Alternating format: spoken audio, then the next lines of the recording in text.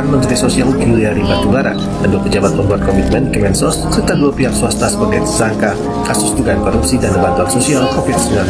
Komisi Pemberantasan Korupsi atau KPK yang menetapkan mantan Menteri Pertanian Syahrul Yassin Limpo sebagai tersangka dugaan korupsi di Kementerian Pertanian.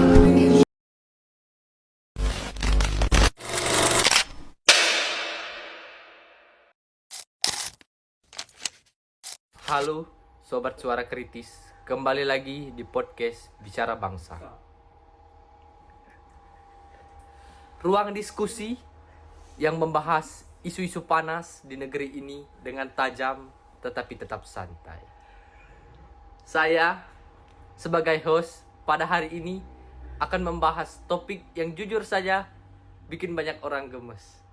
Kurangnya hukuman setimpal bagi para koruptor di Indonesia. Korupsi mungkin saja sudah banyak terjadi di tempat-tempat para penonton sekalian. Salah satu kata yang sudah akrab banget di telinga kita, mulai dari proyek fiktif, dana bansos, sampai suap jabatan. Semuanya udah kayak langganan berita tiap minggu. Tapi yang bikin tambah geram bukan cuma perbuatannya, tapi juga hukumannya. Bandingin deh sama rakyat kecil yang nyolong sendal jepit. Bisa dipenjara juga loh. Ironisnya, bahkan ada yang dihukum melebihi hukum koruptor. Padahal dampak korupsi itu luar biasa. Uang yang dikorupsi itu seharusnya buat sekolah, rumah sakit, atau infrastruktur, subsidi, hal-hal yang langsung menyentuh kehidupan masyarakat. Tapi dikarenakan korupsi, fasilitas publik terbengkalai, pembangunan lambat, dan kepercayaan masyarakat makin terkikis. Banyak yang bertanya, kenapa?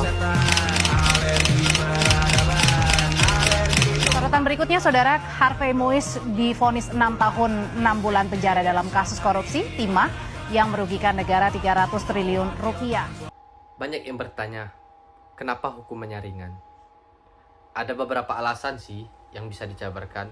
Salah satunya mungkin sistem hukum kita masih sangat amat banyak celah. Koruptor punya akses ke pengacara top, punya uang buat melobi atau berbicara, dan kadang ya ada permainan di balik layar yang kita nggak tahu. Ditambah lagi, masih banyak pejabat yang seolah melindungi satu sama lain. You scratch my back, I scratch yours. Masih dipeluk setan, alergi peradaban, alergi kemajuan, mendorong kemunduran, mimpi esok hari. I scratch yours. Kita butuh reformasi besar-besaran. Bukan cuma dari sisi hukum, tapi juga budaya dan mentalitas masyarakat. Hukuman koruptor harus benar-benar bikin mereka jerah sehingga tidak akan melakukan untuk kedua kalinya. Gak cukup cuma dipenjara sebentar, tapi juga harus dicabut hak politiknya, disita seluruh asetnya, dan kalau perlu hukuman yang seberat mungkin. Ingat, korupsi itu bukan sekedar kejahatan keuangan.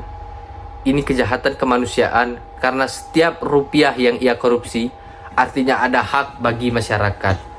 Ada anak yang putus sekolah, ada pasien yang gak dapat layanan kesehatan yang setimpal, dan ada rakyat yang terus hidup dalam kondisi kemiskinan.